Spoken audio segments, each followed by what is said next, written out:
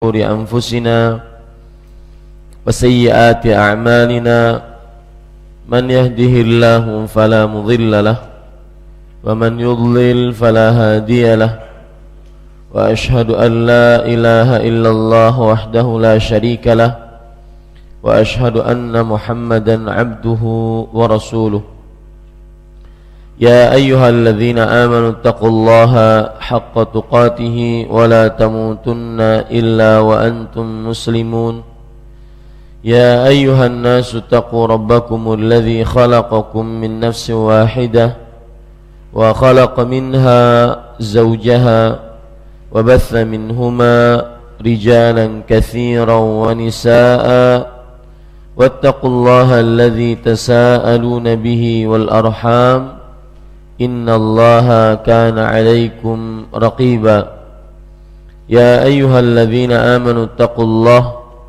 وقولوا قولا سديدا يصلح لكم أعمالكم ويغفر لكم ذنوبكم ومن يطع الله ورسوله فقد فاز فوزا عظيما أما بعد فإن أصدق الحديث كتاب الله وأحسن الهدي هدي محمد صلى الله عليه وعلى آله وسلم وشر الأمور محدثاتها وكل محدثة بدعة وكل بدعة ضلالة وكل ضلالة في النار.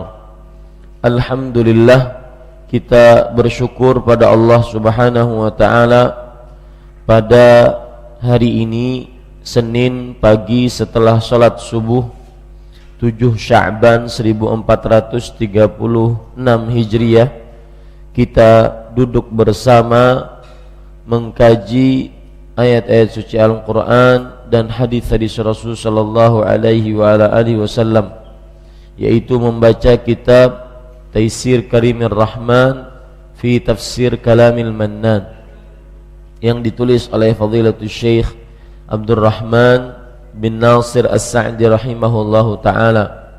Salawat dan salam semoga selalu Allah berikan kepada Nabi kita Muhammad sallallahu alaihi wa ala alihi wasallam, pada keluarga beliau, para sahabat, serta orang-orang yang mengikuti beliau sampai hari kiamat kelak. Dengan nama-nama Allah yang husna dan sifat-sifat yang ulia, saya berdoa, Allahumma inna nas'aluka ilman nafi'an wa rizqan tayyiban wa amalan mutaqabbala.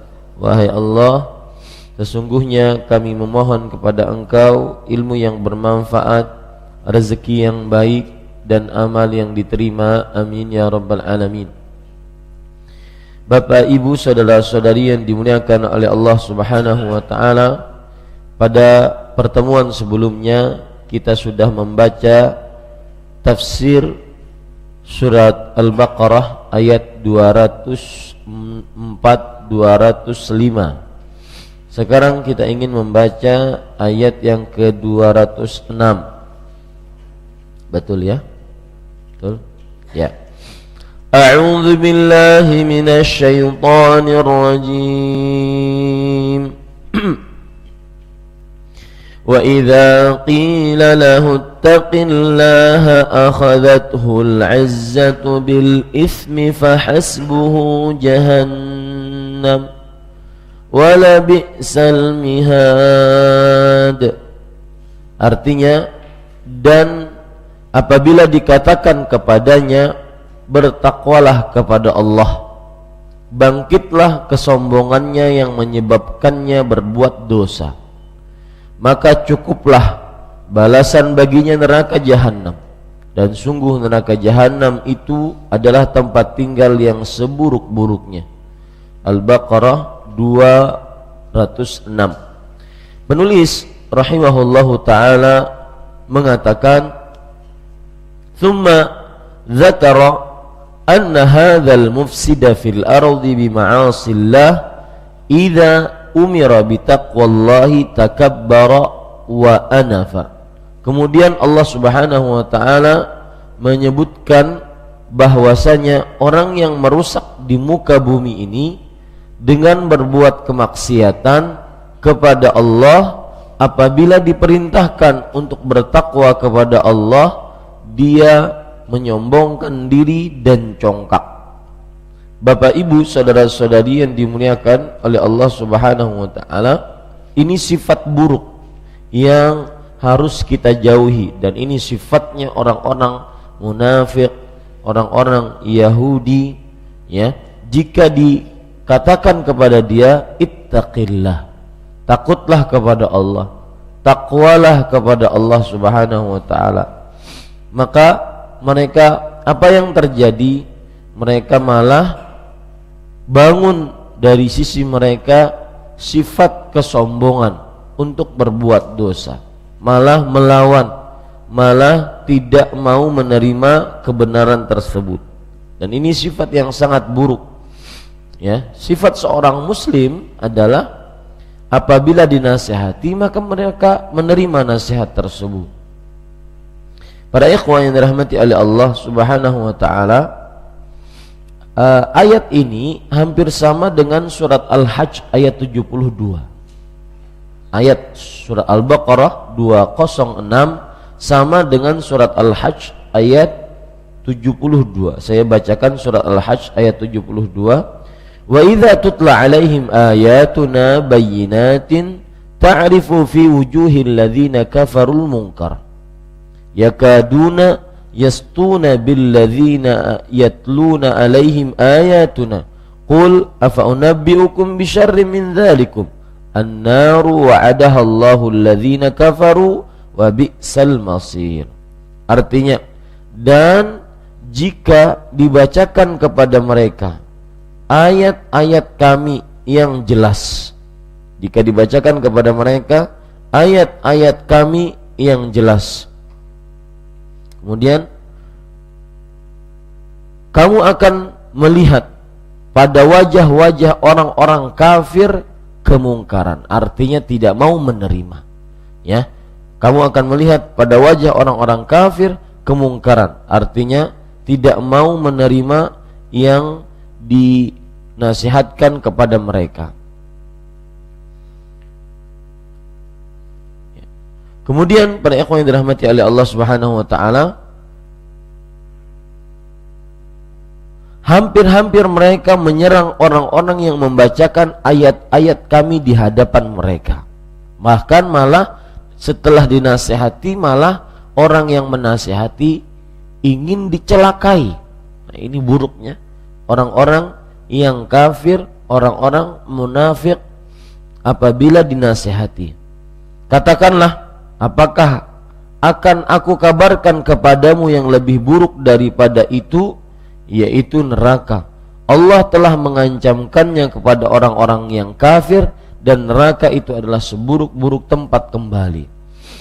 Dari ayat ini, dua ayat ini, kita ambil pelajaran bahwa orang yang dinasehati tetapi malah tidak mau menerima nasihat, bahkan lebih parah lagi, dia menyombongkan diri, tidak mau menerima nasihat, menyombongkan diri sambil berbuat dosa, ini ancamannya adalah neraka. Dan ini berarti dosa besar. Yang tidak mau menerima nasihat, bahkan kemudian timbul sikap sombong di dalam dirinya, bahkan dengan sikap sombong tersebut dia malah melawan, malah ingin melakukan dosa, malah frontal, maka ini dosa besar. Kenapa dosa besar? Diancam dengan neraka jahanam. Maka ini adalah sifat buruk yang dimiliki oleh seseorang apabila dikatakan ittaqillah akhadhathul izzatu bil itsm. Artinya bangkitlah kesombongannya yang menyebabkannya berbuat dosa. Kalau sekedar dia sombong menolak, selesai. Ini enggak, malah dia sombong menolak dan sekalian dia langgar itu. Dia malah menantang itu. Menantang untuk melakukan yang dilarang tersebut. Maka ini pantas diancam oleh Allah Subhanahu wa taala, fahasbuhu jahannam. Maka cukuplah bagi dia neraka jahanam. Penulis mengatakan fahasbuhu jahannamu allati hiya darul 'asin wal mutakabbirin. Nah, ini Perhatikan baik-baik. Dan kata penulis dan maka cukuplah balasan baginya neraka jahanam. Kenapa neraka jahanam? Bukan neraka sa'ir, bukan neraka sakor. Ternyata ada sebabnya, yang merupakan tempat orang-orang yang bermaksiat dan berlaku sombong. Sudah maksiat, menyombongkan diri dengan maksiatnya. Ya, sudah maksiat, menyombongkan diri dengan maksiatnya. Ini para ikhwan yang dirahmati oleh Allah Subhanahu wa taala. Kemudian penulis mengatakan,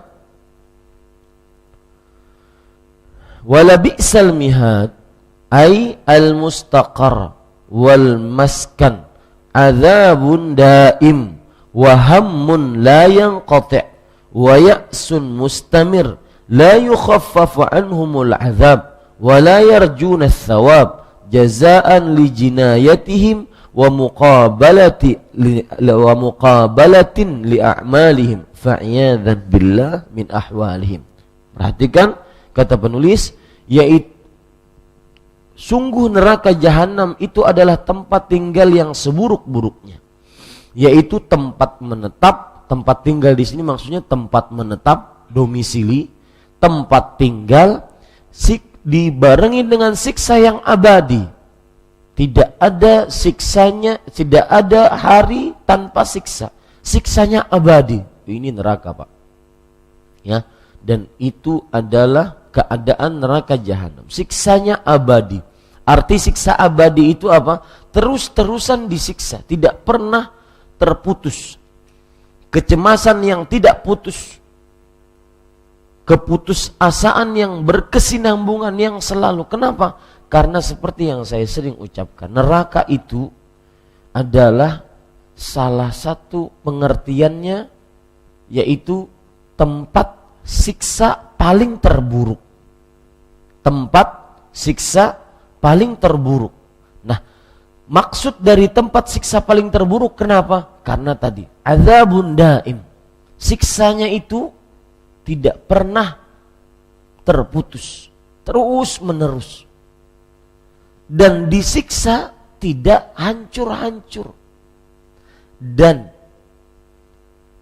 semakin hari siksanya semakin pedih. Allah Subhanahu wa taala berfirman di dalam ayat Al-Qur'an, begitu banyak ayat yang menyebutkan bahwa siksa neraka tidak diringankan oleh Allah Subhanahu wa taala. Ada 9 ayat siksa neraka tidak diringankan. Al-Baqarah ayat 82, ulaika alladzina ishtarawul hayatad dunya bil akhirah fala yukhaffafu anhumul adzabu wa lahum yunsarun. Merekalah orang-orang yang membeli kehidupan dunia dengan menjual akhirat, maka tidak diringankan atas mereka siksa. Lihat 1 Al-Baqarah 162, khalidina fiha la yukhaffafu anhumul azab wa lahum yunzarun. Mereka kekal di dalamnya, tidak diringankan atas mereka siksa, dan mereka akan selalu hidup. Subhanallah. Ya. Kemudian surat Ali Imran ayat 88, khalidina fiha la yukhaffafu anhumul azab wa lahum yunzarun. Mereka kekal di dalamnya, tidak diringankan atas mereka siksa, dan mereka tidak juga dimatikan. Surat An-Nisa, mereka juga tidak diringankan siksanya. Artinya 1 hari tidak pernah tidak disiksa. Jadi seperti yang saya ucapkan tadi, ya. Neraka adalah tempat siksa paling terburuk. Kenapa? Karena azabun daim. Karena siksanya terus menerus, nggak pernah terputus. Kemudian yang kedua, disiksa dan tidak pernah diringankan siksanya, terus menerus dan tidak pernah diringankan. Ya. Kemudian yang ketiga, yaitu tidak pernah siksanya tersebut menghancurkan dia. Dalam artian mewafatkan orang yang disiksanya. Senantiasa disiksa, hancur, dikembalikan lagi. Siksa, hancur, dikembalikan lagi. Disiksa, hancur, dikembalikan lagi, terus menerus. Di antara yang lain juga yang menunjukkan dalil tidak diringankan surat An-Nisa ayat 28, An-Nisa, An-Nahl ayat 85, Fatir ayat 36, Ghafir ayat 49. Tidak pernah diringankan. Subhanallah. Ini Bapak Ibu saudara-saudari yang dimuliakan oleh Allah Subhanahu wa taala. Makanya penulis di sini mengatakan siksa yang abadi, kecemasan yang tidak pernah putus, dan keputusasaan yang berkesinambungan, siksaan bagi mereka yang tidak diringankan, gak pernah diringankan.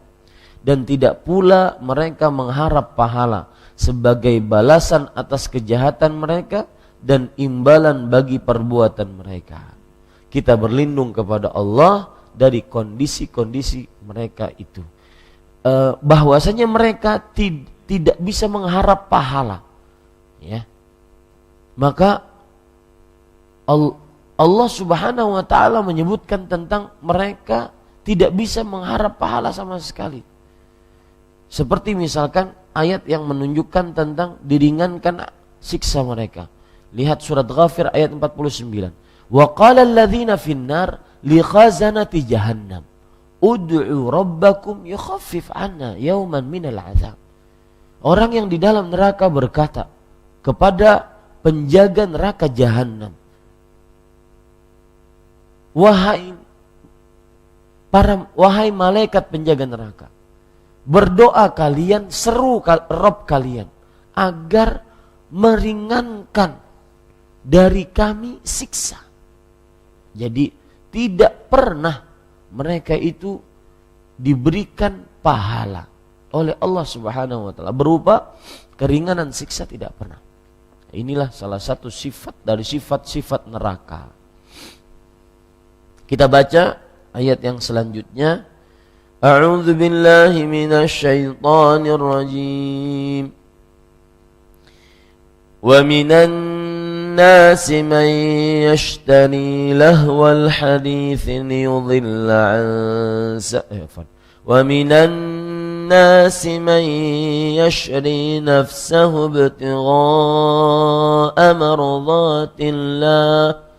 Wallahu ra'ufun bil ibad. Dan di antara manusia ada orang yang mengorbankan dirinya karena mencari keridhaan Allah, dan Allah Maha Penyantun kepada hamba-hambanya. Surat Al-Baqarah ayat 207.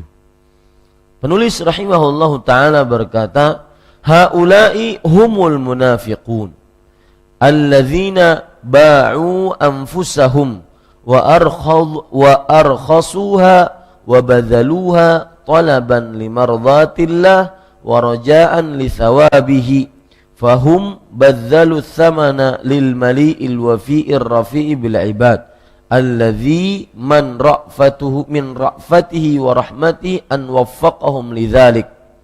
Artinya, mereka ini adalah orang-orang yang diberi taufik oleh Allah, yang telah menukar diri mereka dan menjualnya serta mempersembahkannya demi mendapatkan ridha Allah dan mengharapkan pahalanya.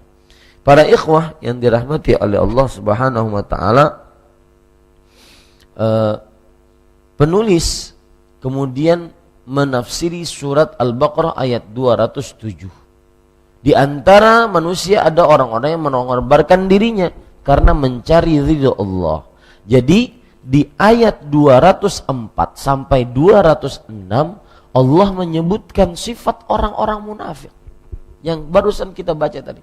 Itu sifat orang-orang munafik. Nah, di ayat yang sekarang kita baca 207 adalah orang-orang yang beriman. Sifatnya orang-orang yang beriman. Makanya di sini disebutkan oleh Imam Ibnu Katsir rahimahullahu taala, lamma akhbara 'anil munafiqin bi sifatihimul dzamimah dzakara sifatil mu'mininal hamidah. Ketika Allah memberitahukan tentang keadaan orang-orang munafik dengan sifat-sifat mereka yang tercela, maka Allah menyebutkan sifat orang-orang beriman yang terpuji. Bagaimana sifat orang-orang beriman yang terpuji?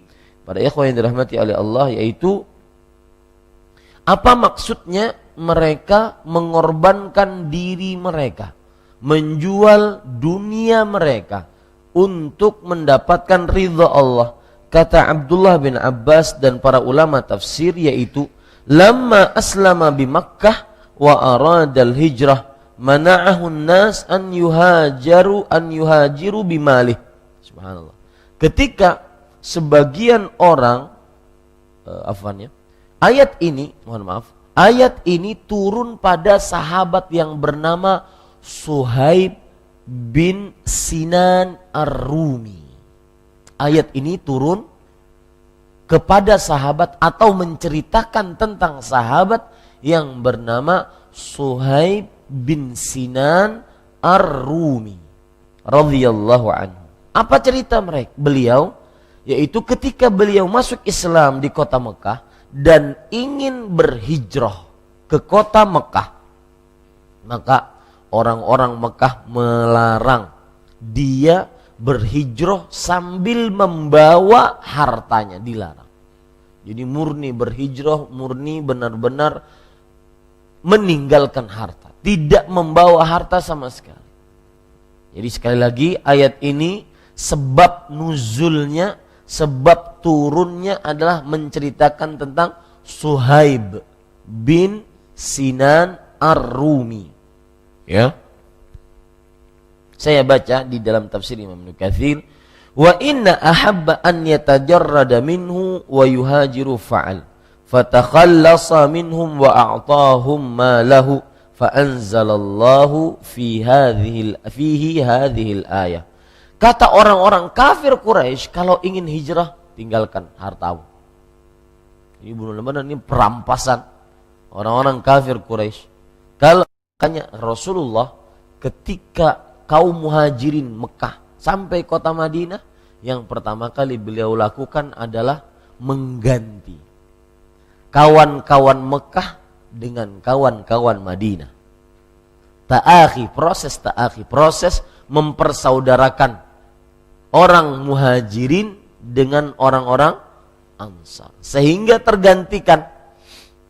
Jadi kata mereka, kata orang-orang kafir Quraisy, jika ingin berhijrah maka harus ditinggalkan hartanya, kalau tidak dibunuh. Jadi nggak ada pilihan lain, imma ninggalin harta atau nyawa melayang. Lihat pengorbanan para sahabat. Apa yang mereka lakukan? Mereka kharrabud dunya, menghancurkan dunia demi membangun akhiratnya. Dan ini sifat yang semestinya kita tanamkan di dalam diri kita. Ya. Kebiasaan para sahabat Nabi radhiyallahu anhu. Akhirnya peleretin, dipelorotin semua hartanya, sehingga dia diperbolehkan untuk berangkat ke Mekah, ke Madinah. Fa anzalallahu fihi hadhil ayat. Maka Allah turunkan ayat ini. Fatalaqahu Umar ibn al-Khattab wa jama'atun ila tarfil harrah wa qalu lah rabihal bai' faqala wa antum fala akhsarallahu tijaratakum. Subhanallah.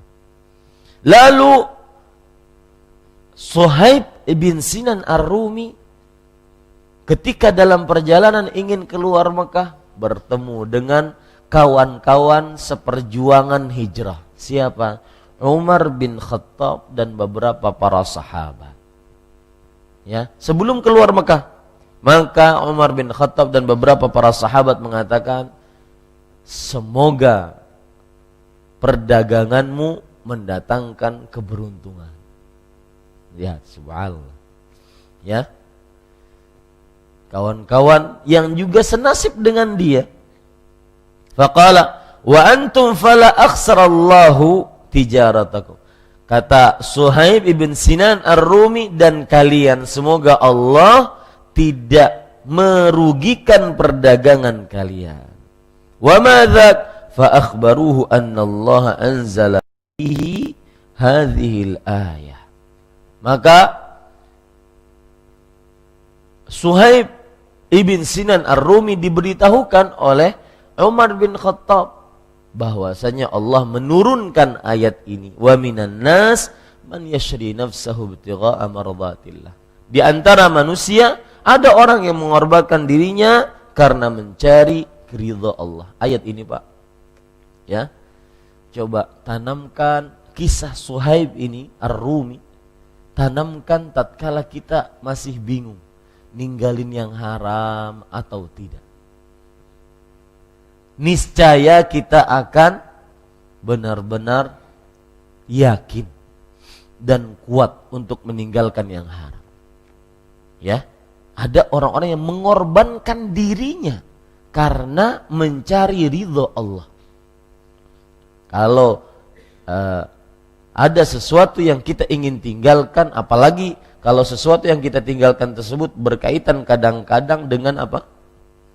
Dengan harta, dengan penghasilan. Saya sering contohkan, orang mengais rezeki dengan cara yang haram. Dia masih ragu-ragu, ninggalin atau tidak. Ninggalin atau tidak. Maka Bapak Ibu saudara-saudari yang dimuliakan oleh Allah Subhanahu wa taala, pada saat itu ingat kisah Suhaib Ar-Rumi. Dan tanamkan dalam dirinya surat Al-Baqarah ayat 207. Wallahu raufum bil ibad. Yang menarik di sini bagi saya adalah akhir ayat. Dan Allah Maha Penyantun kepada hamba-hambanya. Apa maksudnya? Kalau dia mengorbankan diri demi mencari ridha Allah, Allah tidak akan pernah menyiksa dia. Allah tidak akan pernah memberatkan dia. Pasti Allah akan sayangi dia. Ini menarik sekali.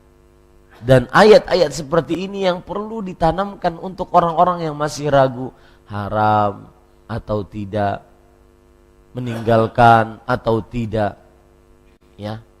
Ayat-ayat seperti ini. Kemudian penulis rahimahullah ta'ala mengatakan, mereka mengerahkan segala yang berharga demi yang maha memiliki, lagi maha menepati janji. Nah ini perhatikan. Wa aghkhasuha wa badzaluha talaban limardhatillah wa raja'an li thawabih. Ya. Mereka mengerahkan segala yang berharga demi yang maha memiliki, lagi maha menepati janji, yang maha penyantun kepada hamba-hambanya, di mana di antara kepada hamba-hambanya, di mana di antara kelembutan dan kasih sayangnya adalah dia membimbing mereka kepada hal tersebut dan dia berjanji untuk menepati hal tersebut. Nah, lihat ya. Min ra'fatihi wa rahmati an waffaqahum lidzalik. Termasuk rahmat Allah, termasuk daripada kasih sayang Allah Subhanahu wa taala, Allah Subhanahu wa taala memberikan petunjuk kepada hamba tersebut untuk sanggup berkorban demi Allah, mengorbankan dirinya dan hartanya demi Allah. Ya. Wa qad wa'adal wafa'a bidzalik. Dan Allah bahkan telah menjanjikan akan hal tersebut. Faqala, Allah Subhanahu wa taala berfirman di dalam ayat yang lain, innallaha ashtara minal mu'minin anfusahum wa amwalahum bi anna lahumul jannah fi sabilillah fayaqtuluna wa yuqtalun wa'dan alaihi haqqan fit taurati wal injili wal qur'an wa man awfa bi'ahdihi minallah fastabshiru bi bai'ikum alladhi bay'atum bih wa dzalika huwal fawzul 'adzim. Ini ayat disebutkan oleh penulis sebagai dalil bahwa orang-orang yang mengorbankan dirinya demi menggapai ridha Allah, maka dia akan dijanjikan oleh Allah surga. Lihat ayatnya, kita baca artinya, sesungguhnya Allah telah membeli dari orang-orang mukmin diri dan harta mereka dengan memberikan surga. Nah ini Pak, ya, Ini ayat, kalau boleh saya ungkapkan, ini ayat tasliyah. Tasliyah itu apa? Hiburan. Ayat pelipur lara untuk orang-orang yang berani meninggalkan yang haram demi mencari ridho Allah. Ya. Ayat-ayat pelipur lara surat Al-Baqarah 207, surat At-Taubah ayat 100, ya. Kemudian saya lanjutkan artinya. Mereka berperang di jalan Allah, lalu mereka membunuh atau terbunuh. Itu telah menjadi janji yang benar dari Allah di dalam Taurat, Injil, dan Al-Quran. Dan siapakah yang lebih menepati janjinya selain daripada Allah? Ya, ini janji Allah Subhanahu wa ta'ala. Wa man awfa bi'ahdi minallah. Janji yang seperti ini harus kita percayai bahwa Allah pasti menepati janjinya. Sebagian orang sulit untuk meninggalkan yang haram, menipu tatkala mengais rezeki, main harta riba, menjual barang-barang yang diharamkan, berjudi, apalagi yang lain, mencuri. 5 jenis mengais rezeki yang haram, menipu dengan segala macam bentuk penipuan, kemudian berjudi, kemudian makan harta riba, kemudian mencuri, kemudian menjual barang-barang yang haram. Semua ini kalau kita tinggalkan berarti kita mengorbankan diri dan harta demi menggapai ridha Allah. Maka ingat, orang yang menggapai ridha Allah, yang pertama, orang yang menjual diri demi menggapai ridha Allah, ingat apa ganjarannya? Wallahu ra'ufun bil ibad. Allah penyantun terhadap hamba-hambanya. Apa arti penyantun? 2 macam. Yang pertama, Allah berikan kepada dia petunjuk agar benar-benar maksimal dalam meninggalkan yang haram. Yang kedua, Allah penyantun, yaitu Allah tidak akan sengsarakan hamba yang seperti itu. Allah tidak akan sengsarakan. Tetap Allah akan santuni dia dengan cara Allah akan berikan kepada dia petunjuk untuk mendapatkan kesenangan dunia dan juga kesenangan akhirat. Ya, kesenangan akhirat disebutkan dalam surat ini, At-Taubah ayat 111, yaitu masuk ke dalam surga. Dan Bapak Ibu saudara-saudari, orang kalau mau meninggal, ini yang ingin saya sampaikan tadi, orang kalau meninggalkan yang haram, maka agar dia istiqamah, tidak sedikit-sedikit dia benar-benar maksimal meninggalkannya, ingat, wa'dallah la yukhlifullahu al-mi'ad. Janji Allah, ingat janji Allah. Dan Allah adalah zat yang kalau berjanji tidak pernah akan mengungkiri janjinya. Wa man awfa bi'ahdihi minallah. Siapa yang lebih menjaga janjinya dari Allah? Tidak ada.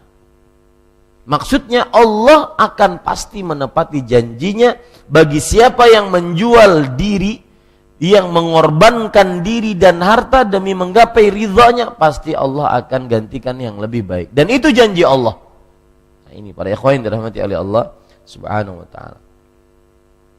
Jadi sekali lagi, ayat-ayat seperti ini, kalau ada kaum muslim yang susah, masih ragu-ragu ninggalin yang haram, tarik, maju mundur, nih ingat.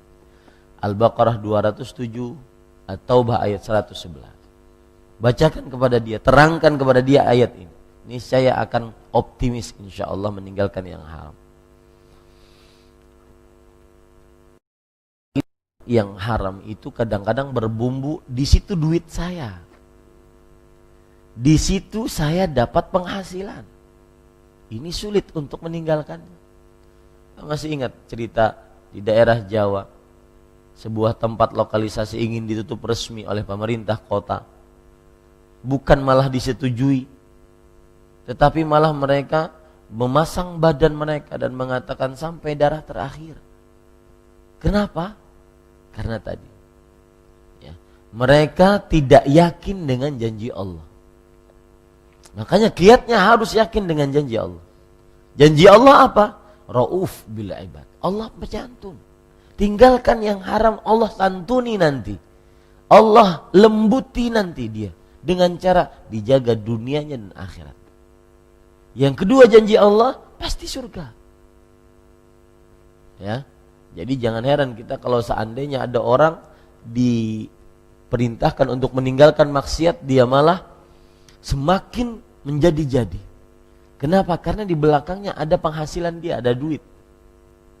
Hanya orang-orang yang berhati besar dan benar-benar berharap pahala dari Allah berani meninggalkan yang haram.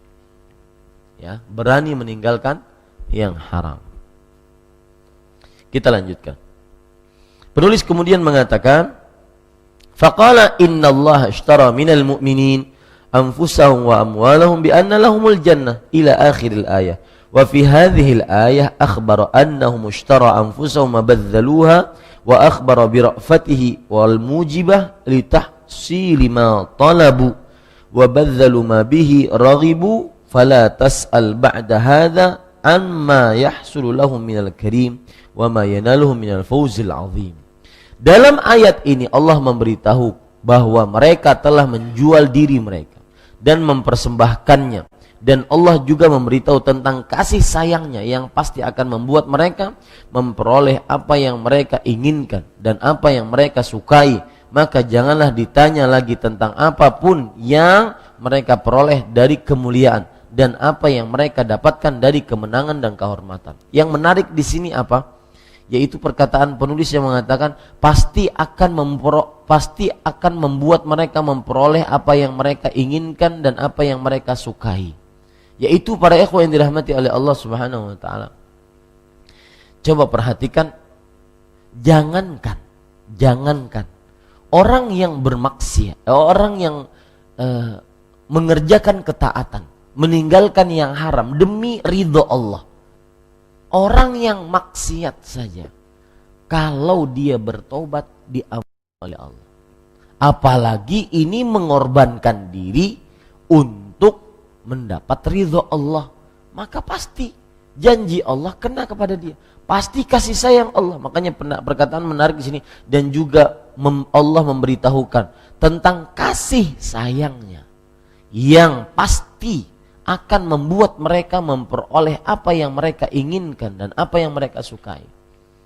Ibu saudara-saudari, Allah itu Maha Pengasih, bahkan sampai kepada orang yang berbuat maksiat. Allah Maha Pengasih. Bahkan sampai kepada orang yang melakukan kesyirikan, Allah Maha Pengasih. Apa pengasihnya Allah kepada orang yang melakukan kesyirikan? Tatkala di lautan, mereka tidak dibiarkan kecuali berdoa dengan ikhlas kepada Allah saja. Kenapa? Karena Allah ingin mengasihi mereka agar mereka selamat ke daratan. Kalau mereka berdoa kepada selain Allah di tengah lautan, tatkala benar-benar tersempit, terpojokkan, tetapi tetap mensyirikkan Allah, maka mereka pasti tidak akan selamat. Jadi termasuk kasih sayang Allah bahkan terhadap orang musyrik. Allah berfirman, فَإِذَا رَكِبُوا فِي الْفُلْكِ, jika mereka di tengah lautan terombak-ambing dengan ombak, mereka tidak dibiarkan oleh Allah kecuali berdoa dengan ikhlas hanya kepadanya. Ini orang maksiat. Bagaimana orang yang menjual dirinya, mengorbankan dirinya dan hartanya untuk menggapai ridha Allah? Pasti dengan kasih sayang Allah akan mengasihi orang-orang tersebut. Maka sekali lagi Bapak Ibu, surat Al-Baqarah 207 atau bahasa itu 11 itu surat pelipur lara. Ayo tinggalkan yang haram. Janji Allah ini. Nah itu maksudnya. Ya. Suhaib ibn Sinan Ar-Rumi berani ninggalin yang haram. Abu Ubaidah ibnul Jarrah, saudara-saudara kaya yang masuk Islam, kemudian ketika hijrah harus ninggalin hartanya. Demi apa? Demi ridha Allah. Tidak ada lain. Demi ridha Allah. Bayangkan Pak, ninggalin harta, sertifikat tanah tidak dibawa. Iya betul. Ya, enggak dibawa. Ini para ikhwan yang dirahmati oleh Allah Subhanahu wa taala. Jadi sekali lagi ayat ini adalah ayat pelipur lara untuk orang-orang yang berjiwa besar, meninggalkan yang haram demi ridha Allah. Bahkan bukan sekedar meninggalkan, mengorbankan diri demi mendapat ridha Allah. Wallahu alam, ini yang bisa disampaikan. Apa yang baiknya dari Allah Subhanahu wa taala dan apa yang buruk itu dari saya pribadi. Wa sallallahu nabiyana Muhammad walhamdulillahi rabbil alamin. Sebagai pengumuman, karena saya anggap jamaah kajian tafsir subuh ini adalah jamaah-jamaah inti dari Masjid Imam Syafi'i, maka insyaallah taala kita pengurus Masjid Imam Syafi'i akan mengadakan beberapa kegiatan sosial, dan ini pun nanti akan bersinergi dengan Yayasan Al-Um Banjarmasin. Di antara kegiatan sosialnya yaitu sunatan massal dan penjualan sembako murah untuk masyarakat sekitar tanggal 25 Sya'ban. Dan sekarang sudah tanggal 7, berarti sebentar lagi. Kemudian nanti ada santunan anak yatim yang kita ambilkan dananya dari para pelaku zakat dan para orang-orang yang ingin bersedekah kepada anak yatim. Itu pada bulan Ramadan tanggal 10 insyaallah ta'ala. Kemudian juga pembagian zakat harta.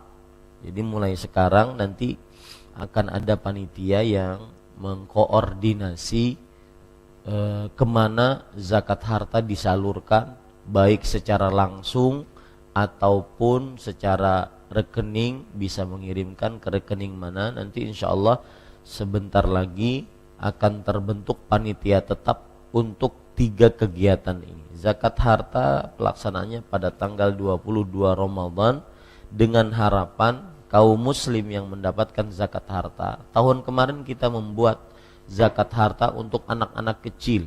Sekarang kita ingin lebih perlebar lagi untuk orang-orang miskin dan yang masuk ke dalam asnafus tsamaniyah, yang masuk ke dalam golongan 8 yang berhak menerima zakat tersebut. Jadi anak-anak yatimnya dapat, kemudian orang dewasanya dapat juga. 22 Ramadan itu zakat harta, dan ini semua berharap agar kaum muslim di hari raya Idul Adha tidak ada lagi yang mengemis-ngemis, meminta-minta karena sudah dapat zakat harta.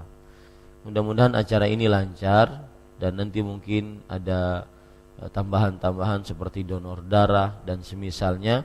Kita akan tunjuk nanti panitia, Badan Pengelola Masjid Imam Syafi'i akan menunjuk panitia tetap untuk acara ini.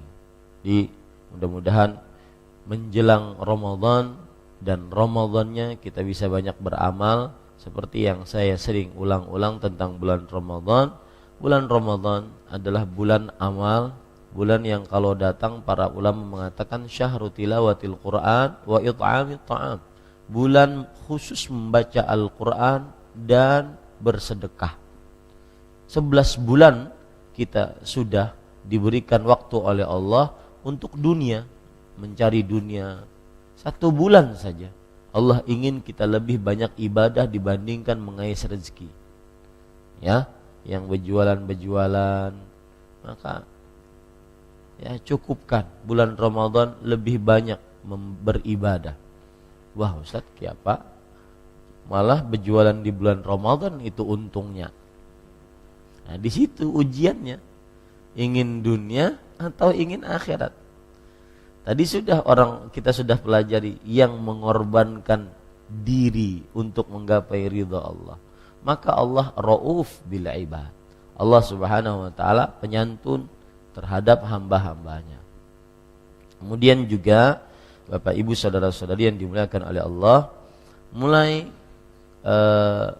beberapa pertemuan sudah dilakukan bahwa di Banjarmasin kita akan lebih memaksimalkan keberadaan Yayasan Al-Um Banjarmasin, dari mulai ketua, wakil, bendahara, sekretaris, kemudian penasehat, kemudian pengurus-pengurus lainnya. Sebagaimana yang sering dikatakan oleh Al-Um Pusat yang diketuai oleh Ustadz Hasbi hafizahullah taala bahwa Banjarmasin dan cabang-cabang yang lain mereka itu mempunyai hak otonomi, tidak boleh diintervensi dan kami tidak akan mengintervensi, kata yayasan pusat. Jadi kita benar-benar ingin memaksimalkan yayasan ini sehingga benar-benar